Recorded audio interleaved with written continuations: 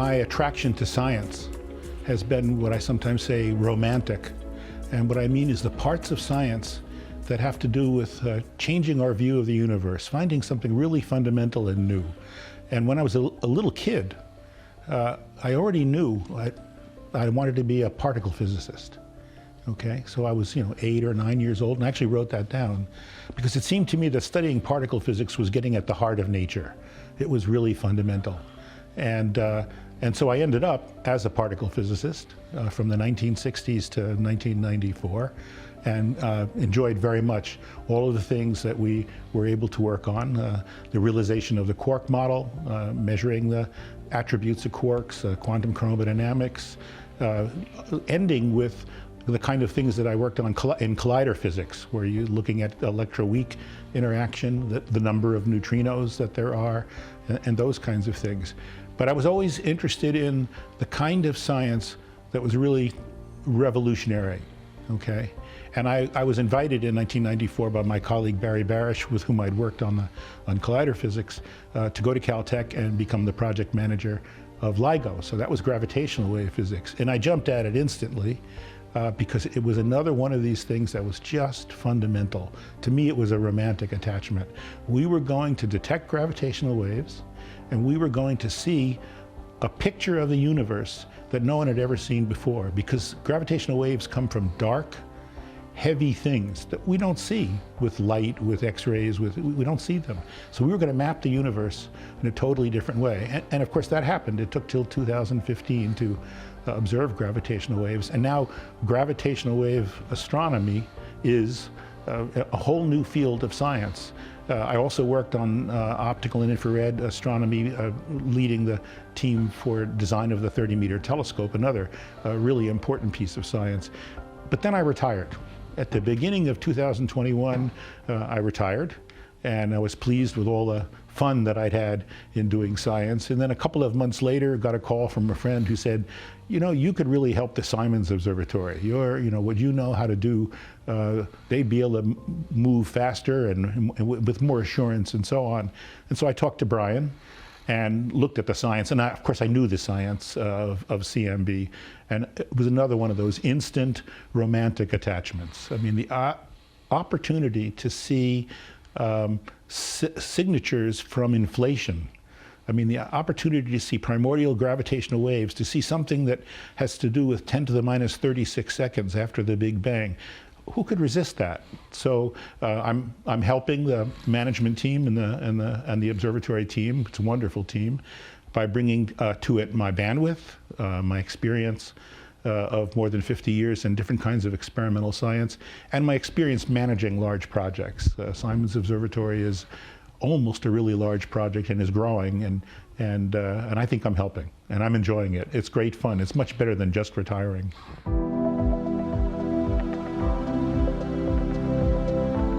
As a particle physicist starting out in the 1960s, the experiments were done by small groups, small university groups going to national labs, 5, 10, 15 people. And as the accelerators got to be higher and higher energy and bigger, the groups got to be bigger. And so we had a cadence in high energy physics that still exists in some ways, where you'd conceive of an experiment and build it over 5 years, then you'd run it, and then you'd analyze the data and be a scientist. And then while you were analyzing the data, you'd be conceiving of the next thing and starting to build it. There was a cadence. And as projects got bigger and bigger, we had to learn project management. The money was larger. The consequences of failure or delay were larger. They were more visible to the public and to the sponsors who funded us, mostly, in my case, the United States government funding agencies. And so I learned project management. But the other thing I tell people when I'm asked by young people is find yourself.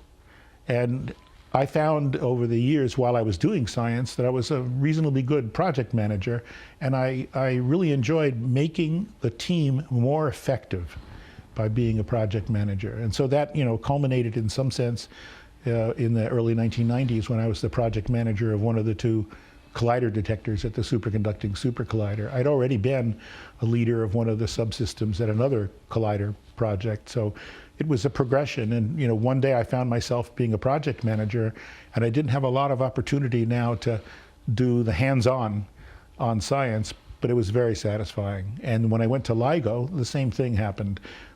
To turn 30 or 40 people into a team that could build LIGO, detect gravitational waves, publish the detection with 1,000 authors, okay, and open up a whole new field of physics, and do that by bringing my management experience, that was very satisfying. So yes, there's been a transition, but it grew out of the growth of high energy physics, where we had to learn how to do this. It was a bumpy ride at times.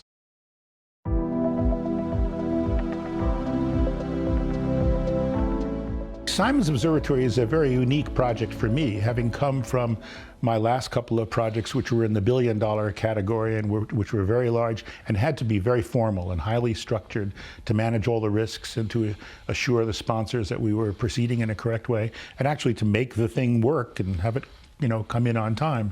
Simon's Observatory isn't that big. It's what I call an almost big project. So what it means is all of the parts of the observatory are being developed and tested by university groups working at their own universities and in their own laboratories with their own local culture. This is the wonderful culture of small science, small academic groups, very expert people making something that's nearly impossible to make and making it work. But then we have to bring it together and make an observatory, and we have to do it within the resources that we're given and manage all of the risks. And we don't have the budget, the staff to do it the way you would do it in a billion-dollar project, okay? And so for me, the challenge, and I find it very interesting, is how to take what I know from working on really big projects where I can use all of the mechanisms of assuring the outcome, and to figure out what to tailor, what to bring in that is useful and constructive, but also isn't invasive and gets in the way, or requires more resources than we have. And it's actually a very interesting challenge.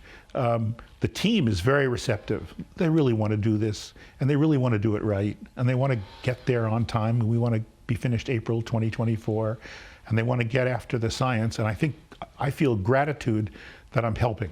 And that's very pleasing to me. But for me, it's an interesting intellectual problem. How do you take what I call a small group of academic groups and make them function as assuredly as a very large project? And it's fun.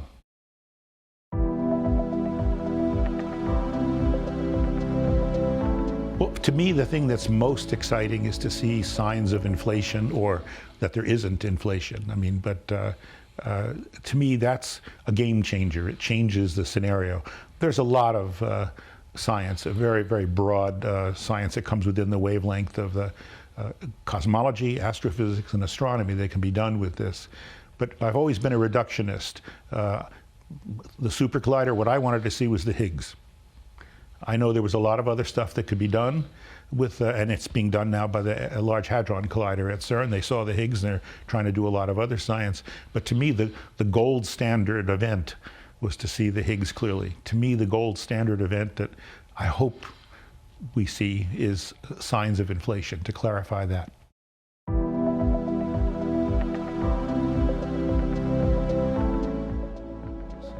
I've always had a hobby that I could go to that was immersive and would shut out everything else. So I was a very active scuba diver for many years, and did fairly advanced diving with dry suits and cold water and wrecks and things like that, and was quite active in the Southern California diving community. And Southern California is a wonderful place to do scuba diving, but it's also challenging.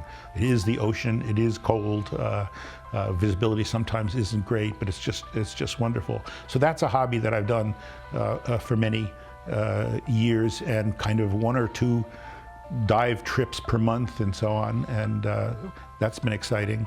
More recently, in the last 5 or 6 years, I've taken up learning how to fly airplanes, and that's also immersive. If you're sitting in the seat controlling an airplane, you're not thinking about the schedule meeting of Simon's Observatory next Monday, and so I enjoy that. So I guess I've tended to have hobbies that were something I could go to and be very immersive, but was also challenging, required expertise, and you had to learn a whole new set of skills. So at the moment, I'm mostly flying when I kind of run away from work. I have a wonderful family and a grandson, and also live in Santa Fe, New Mexico, and I love being there. When I'm asked that question, I say, find yourself. This is not something I've made up. It's who are you, and what comes naturally to you, and what are you good at, and what you enjoy. And if you can find that version of you, you'll be as happy as you can be in your career. So when I started out, I told you already that I wanted this to get into particle physics and physics that was fundamental, and it was a romantic attachment. I really feel it was, wow, I just got to do this. Then the career path that a young physicist envisioned was to go to become a professor of physics and so on. And ultimately, while I was an assistant professor for a while, I went off to a national laboratory where I had more access to resources and particles and so on. And then ultimately, as those projects, those experiments got bigger and bigger, I got into management. And I found myself as an experienced and satisfied, pleased manager. So in that sense, I found myself. I think looking back on it now, I would say that for those who want to get into physics, and when I say physics, I'm including cosmology, astrophysics, astronomy, and now people, I think, are more aware that if you get into physics, there are many, many career paths open to you. It's not just, we don't want all physicists to become professors of physics, okay? Learning to be a physical scientist teaches you things, cognitive things, ways to think that are extremely valuable in many, many walks of life. And it's only recently that I came into contact with Jim Simons, the sponsor, of the Simons Observatory. And if you look at interviews with him, people ask, who did he hire into his hedge fund? One of the first things he tends to say is, I'd like to hire PhD physicists. Okay, and I think what he's doing is he's paying homage to the fact that those folks, aside from being intellectually capable, know how to analyze problems, know how to be critical thinkers, know how to take seemingly intractable problems and try to break them down and figure out how to deal with them. So I guess my two rules now are: find yourself and realize that as a physicist there are many, many careers open to you. Find which one fits with you.